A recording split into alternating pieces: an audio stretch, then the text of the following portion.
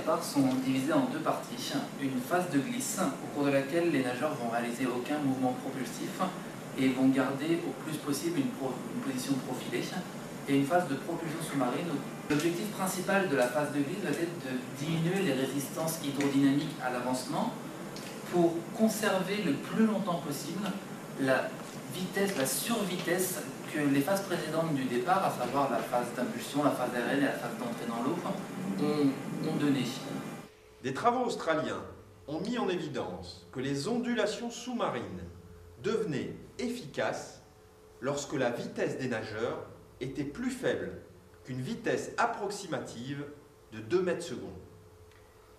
Ces travaux australiens montrent sur le graphique, par exemple, qu'au-dessus de 2,1 mètres secondes, les forces générées par les ondulations étaient résistives, alors qu'en dessous de 2,2 mètres secondes, ces forces étaient propulsives.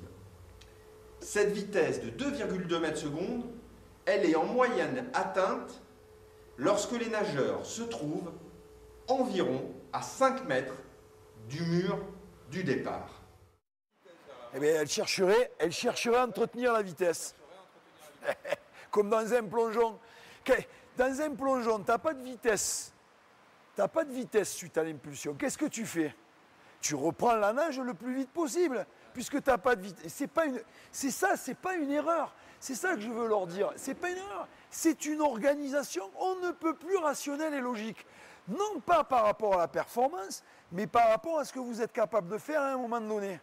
Comme tu ne sais pas impulser avec de la vitesse, qu'est-ce que tu fais? Tu compenses, tu te mets en mouvement le plus rapidement possible pour pouvoir atteindre la vitesse la plus élevée possible, le plus rapidement possible. Si au contraire, tu avais une très grande vitesse d'impulsion sur le plot, à ce moment-là, tu essayes de l'entretenir au maximum par ta coulée, si tu veux, dans l'eau, parce que ça te fait une économie d'énergie. Ce n'est pas la peine de dépenser de l'énergie au niveau gestuel pour atteindre une vitesse que tu atteins déjà naturellement grâce à ton impulsion. Comme elle est passée au travers là, la main, elle n'a même pas le temps de faire ça, l'autre elle va à la même vitesse que celle qui est hors de l'eau. Là, ça, il est passé au travers sur sa reprise. c'est peut-être dû au fait qu'il soit dans une eau qui n'est pas... Alors est-ce que c'est dû au fait qu'il soit dans l'eau qui est comme ça? Est-ce qu'il est trop à plat? Est-ce qu'il est trop relevé? Elle passe super vite quoi. L'autre elle est déjà rentrée et du coup il est mal calé sur son deuxième 25 où il doit rien sentir et pas prendre d'eau quoi. Pour l'instant, si tu veux, même sur un 50 ou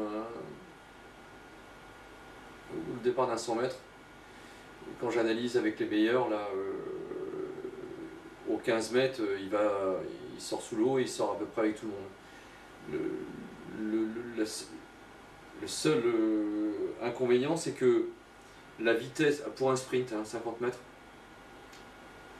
c'est que là, la vitesse sous l'eau, elle est inférieure à la vitesse à la surface de l'eau. C'est-à-dire que ça c'est bon pour un départ, bon, tu dis pour un 200 ou pour un 100 mètres, mais les nageurs de 50, ils créent la vitesse très tôt. Et là, en nageant à la surface de l'eau, ils vont plus vite qu'un nageur qui nage sous l'eau. Donc ça prouve qu'à un moment donné, bien entendu, on peut nager plus vite à la surface de l'eau. Le problème c'est le coût.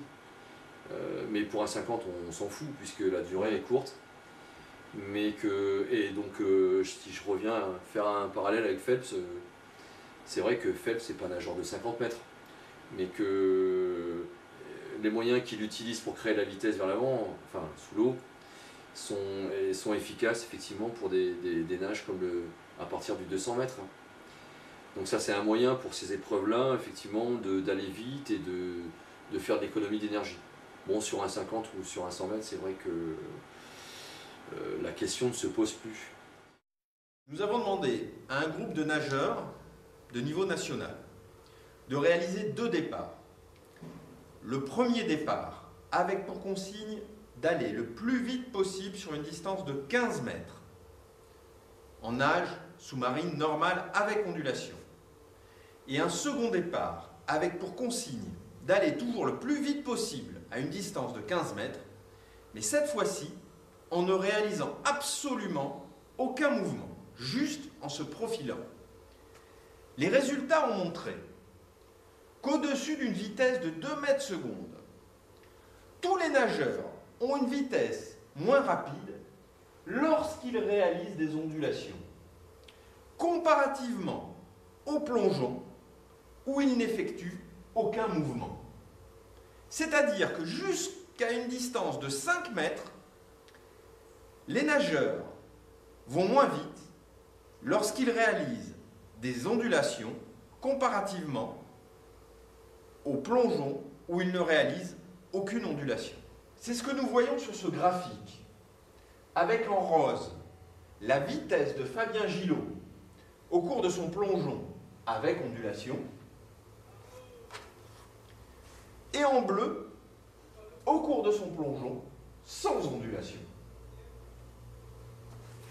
C'est aussi ce que nous voyons pour l'ensemble du groupe lorsque nous comparons les vitesses horizontales, c'est-à-dire vers l'avant, du centre de masse, c'est-à-dire du centre de gravité, pour les plongeons sans ondulation, en bleu, et les plongeons avec ondulation, en rose. On constate que les courbes se croisent pour des valeurs d'environ 2 mètres secondes qui sont atteintes à des distances de 5 mètres approximativement.